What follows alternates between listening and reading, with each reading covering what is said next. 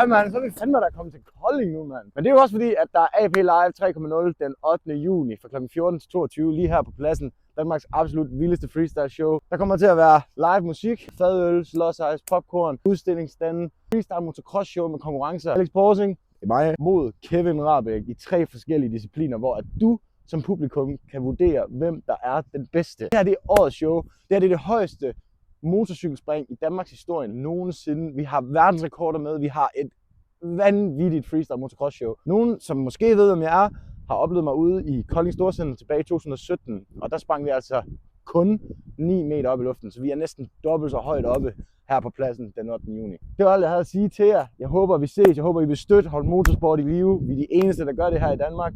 Og vi har brug for jeres støtte for at holde det her i gang. Det her det er noget, vi laver sammen med kommunen. Og det vil sige, at vi er virkelig afhængige af din støtte.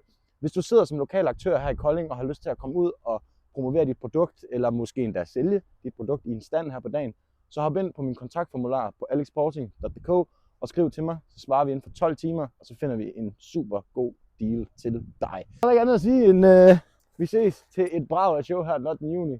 Husk at komme i god tid, så du kan finde en parkeringsplads. Showet starter kl. 14, der byder jeg folk velkommen.